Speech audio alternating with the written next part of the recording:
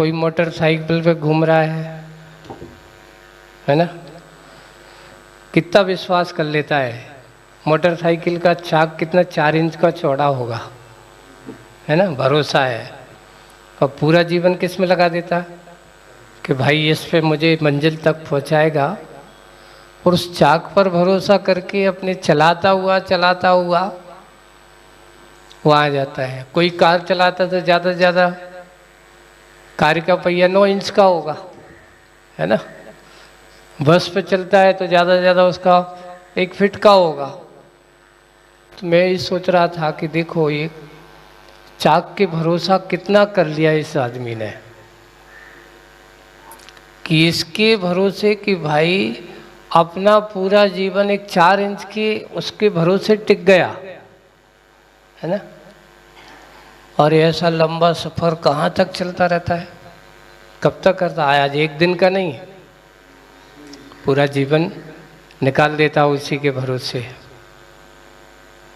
मैंने सोचा कि जैसे इसको भरोसा इस गाड़ी के चक्के पर हो जाता है, अगर वो चक्का कुछ गड़बड़ हो जाए तो उसी समय उसकी दुर्घटना हो सकती है। लेकिन फिर भी आदमी कितने भरोसे होकर के उस पर बैठ जाता है कि चलो नहीं, ये मुझे मंजिल तक पहुंचाएगी। एक अचेतन पर इतना भरोसा यह मनुष्य कर लेता है। वैसे ही भरोसा काश अपने चेतन आत्म स्वरूप पर इसको भरोसा हो जाए तो इसको मोक्ष होने में देरी नहीं लगेगी। आज हमारा भरोसा कहीं ना कहीं हम बाहर की दृष्टि में हमारा बहुत ज़्यादा है, अंतरंग की दृष्टि में अपन देखते हैं तो आत्मा पर भरोसा करने वाला ही सही परमात्मा दृष्टि को प्राप्त कर सकता है। बाहर के भरोसे जीवन जियोगे तो भटकन ज़्यादा होती है, और आत्मा पर भरोसा जो करके जीता होता है उसमें भटकन नहीं, उसकी भटकन समाप्त हो जाती है। क्यों? भ्रम कहाँ पैदा होता है? हमारे आचार्यों ने लिखा, जब तक तुम्हारी बहिर्मुखी दृष्टि बनी रहेगी तब तक तुम्हारा भ्रम हमेशा बना रहेगा। क्यों? वो ये सोचता है कि ये सही है कि वो सही है, मुझे करना क्या है। कर्तव्यमयी दृष्टि बहिर्मुखी होना चाहिए कि अंतरन्मुखी होना चाहिए। पर क्या हो गया, हमारी दृष्टि बहिर्मुखी ज्यादा है, अंतर्मुखी कम है। भरोसा हमें बाहर पर ज्यादा है, भीतर पर कम है। इसलिए जिस दिन तुम्हें अपने आप पर भरोसा हो जाएगा, जिस दिन तुम्हें अपने आप पर प्रगाढ़ श्रद्धान मजबूत हो जाएगा, तुम्हारे लिए परमात्मा बनने में देरी नहीं होगी। हमें करना क्या होना चाहिए, कैसा भरोसा होना चाहिए? भरोसा ऐसा होना चाहिए कि कुछ भी हो जाए, अगर एक बार सच्चा श्रद्धान हो। सम्यक दर्शन के 8 अंग हैं, 8 अंग में सबसे पहला अंग कौन सा बताया? निशंकित अंग बताया है। शंका का कोई स्थान नहीं, संशय का कोई स्थान नहीं।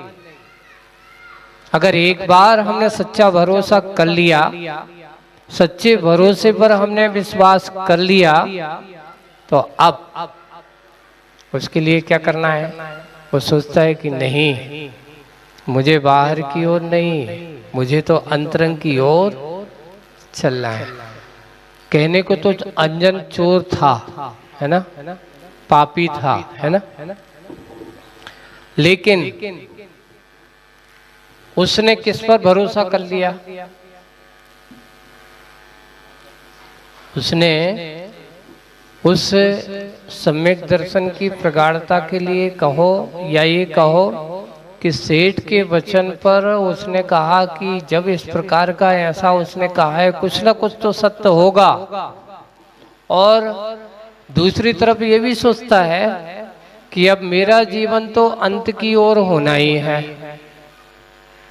और आप भी सोच लेना कि आप यहाँ आए हो, क्या ऐसा कोई व्यक्ति कह सकता है मेरा कभी मरण नहीं होगा?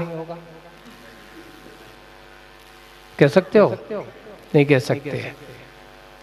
इस संसार में जिसका जन्म हुआ है उसके एक दिन मरण का भी है, एक दिन जन्म का है। तो जिस दिन जन्म का दिन तो तुम्हें पता चल गया है, मरण का दिन पक्का है। बस समय आएगा जिस दिन तुम्हें पता चलेगा कि ये मेरा वो दिन है। पर उस पे आने के पहले अगर जिसका सम्यक दर्शन अच्छा अंजन चोर की तरह होगा,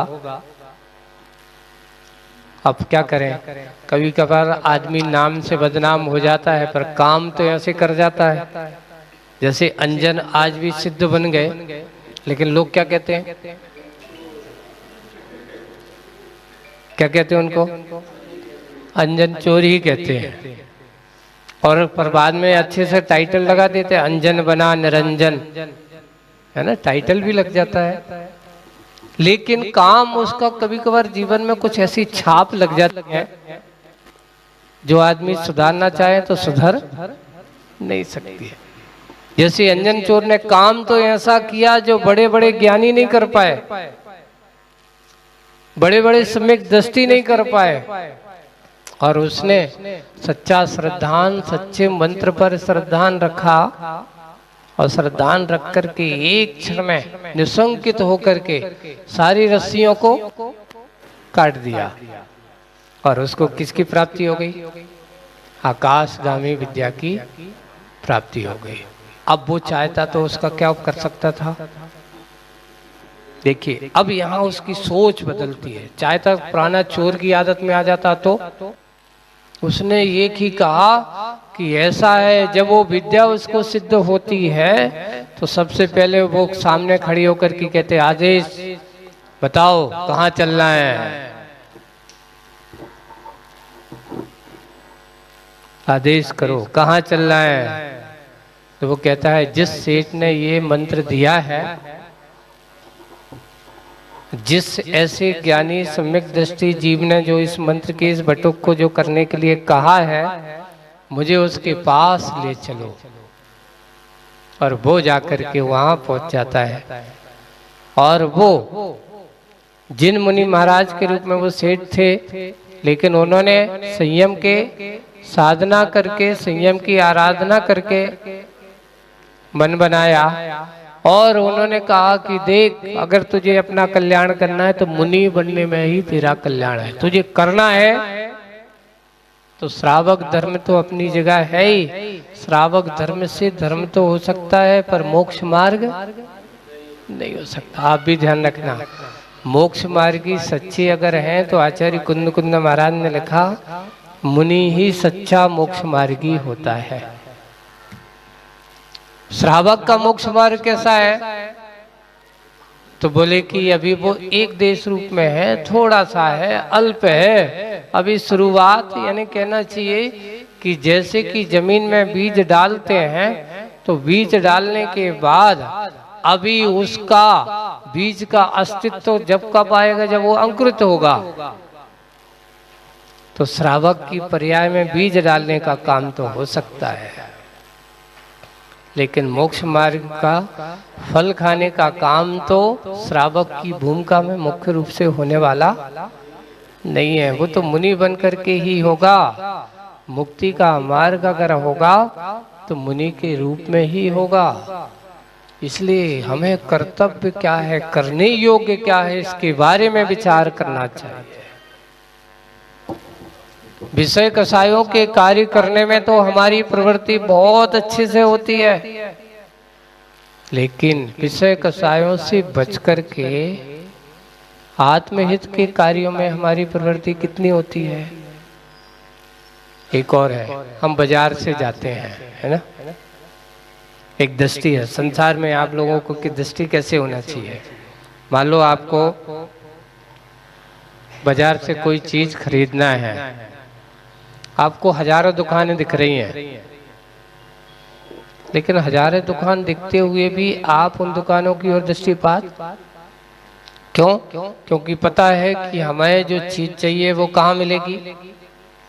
कि व्यक्ति विशेष की दुकान पे जाओगे और वहां पर ही मुझे अपने मतलब की चीज, तो सब कुछ देखते हुए भी हम सबको उनको नहीं देखेंगे। किसकी ओर जाएंगे हम? उस दुकानदार की ओर ही जाएंगे और वहां से चीज लेंगे, वो चीज प्राप्त करेंगे। वैसे ही मोक्ष मार्ग के लिए कहा गया कि संसार में जहां देखो वहां बाजार जैसा माहौल है। कैसा माहौल है?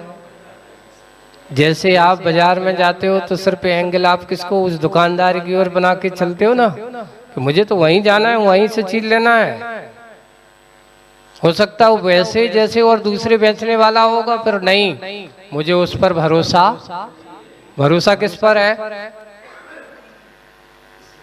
जिस दुकानदार के पास जाना है उस पर भरोसा मुझे ज्यादा है, इसलिए वो सीधा का सीधा वहीं जाएगा।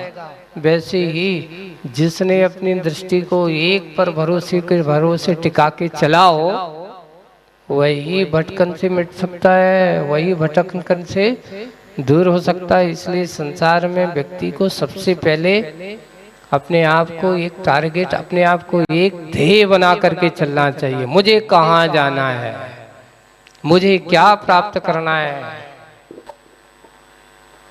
मात्र पैसा और परिग्रह प्राप्त कर लेना ही सब कुछ नहीं है, क्योंकि पैसा और परिग्रह जोड़ने का काम, परिवार जोड़ने का काम तो ये कहा गया था पापी व्यक्ति भी कर लेते हैं। अपने यहाँ लिखा है, सुतदारा और लक्ष्मी पापी के भी होए, प्रभु भजन और हरि कृपा जग में दुर्लभ दोए। और सुतदारा और लक्ष्मी पापी के भी होए, ये कहा जाता है। मात्र सुत है, दारा है, पैसा है, परिग्रह है, इसको जोड़ लेने का नाम ये तो पापी व्यक्ति भी एक बिल्कुल पाप के कार्य में रत है वो भी कर लेता है। लेकिन सबसे बड़ा दुर्लभ काम क्या है? प्रभु भजन और हरि कृपा। उन्होंने कहा, यानी हरि का अर्थ है गुरु कृपा, कि जिसके ऊपर अगर है भगवान के भजन करने की भावना है, जिसके अंदर है, प्रतिदिन हम भगवान के चरणों में जाकर के अपने आप के भाव को सुधारने का काम करते हैं और गुरुओं के पास बैठ कर के हम अपना मार्ग प्रशस्त करते हैं। इसलिए दोनों का बहुत बड़ा जरूरी काम है। इस कली काल में, इस पंचम काल में हमारे भगवान आपको अपने अंदर के भाव को सुधारने का काम करते हैं, तो हमारे गुरु महाराज आपको इस भववन से निकालने का काम करते हैं। इसलिए दोनों का काम क्या है? एक कहते कि बेटा उधर मत जा, भटक जाएगा, और एक कहते हैं आपके रूप में अपने आत्मस्थ होकर के अपने आप को जानने की कोशिश कर। आप मंदिर आते हो रोज, और मंदिर आकर के क्या देख कर जाते हो? मंदिर से आप क्या सीख लेकर के जाते हो?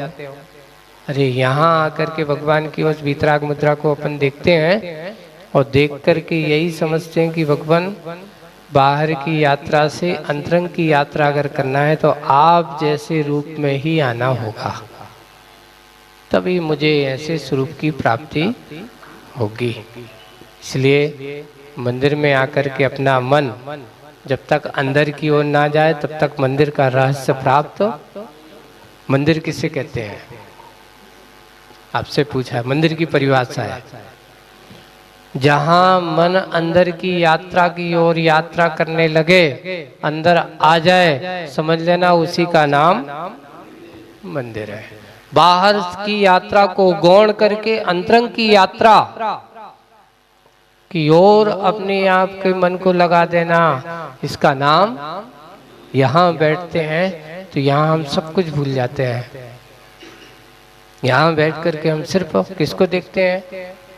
भगवान को देखते हैं, भगवान के स्वरूप को देखते हैं, भगवान के गुणों को देखते हैं, भगवान के गुणों का चिंतन करते हैं। उस समय हम सब भूल जाते हैं। इसलिए उस समय हमारी यात्रा बाहर की ओर नहीं है, इसलिए मंदिर, कोई तुमसे पूछे मंदिर किसे कहते हैं, जहाँ व्यक्ति बाहर की यात्रा को छोड़ करके अंतरंग की यात्रा में लग जाए उसका नाम मंदिर है। जहाँ मंदिर बाहर से विमुख होकर के अंतरंग के, आत्मा के और अपने आत्म तत्व के चिंतन में लग जाए उसका नाम मंदिर है। इसलिए हमें अपने मन को अंतरंग की यात्रा में लगाओ। कर्तव्य क्या है, करने योग्य क्या है, सबके पास है। सब लोग कुछ ना कुछ तो कर ही रहे हैं, पर कौन सा क्या कर रहे हो, कैसा कर रहे हो, कितना कर रहे हो, इसके बारे में सोचना। और फिर करते करते ये सोचना, ये सब मैं किसके लिए कर रहा हूँ, ऐसा सोचना। ये सब मैं किसके लिए कर रहा हूँ, फिर वो उत्तर मिलेगा। तू जिसके लिए कर रहा है और जो जिसको लो तू जोड़ रहा है, तो ये सोच कि तू जब यहाँ से जाएगा इसमें से क्या लेके जाएगा, क्या लेके जाएगा। तो बोले कि कुछ भी लेकर के जाने वाला, लेकिन लेके जाएगा। क्या लेके जाएगा, जो इसकी निमित्त तूने पुण्य और पाप जो किया वो कर्म जरूर लेके जाएगा। राग देश जो किया, कसाय भाव जो किए, बस उनको लेकर के जाने के लिए आपको करना क्या है, इन सबको देखो, विचार करो, चिंतन करो, सोचो और अपने आप को थोड़ा सा करते करते एक ही विचार करना कि मैं जो करने जा रहा हूँ, मैं जो कर रहा हूँ, क्या ये मेरे लिए हितकारी है कि अहितकारी है, ऐसा सोचना जरूर चाहिए। ये मेरे लिए अच्छा है कि बुरा है। अगर अच्छा है तो अच्छे से करिए, बुरा है तो सोचो कि तुम अपने इस मनुष्य जीवन को दुखी बनाना चाहते हो कि सुखी बनाना चाहते हो। मुनि बनकर नहीं है तो कम से कम पद विहारियों की संगति में रह करके आत्म कल्याण का कार्य, भाव जगाना, यही सारभूत है। संसार में आज कर्तव्य बोध का ज्ञान करना, मुझे करना क्या चाहिए, मुझे करने लायक क्या है, मुझे करने योग्य क्या है, इसके बारे में समझो। ये जिसकी समझ में आ जाएगी, समझ लेना, आपको अपने मनुष्य जीवन की सार्थकता समझ में आ जाएगी। इसी भावना के साथ बोलिए परम पूज्य आचार्य गुरुदेव श्री विद्यासागर जी।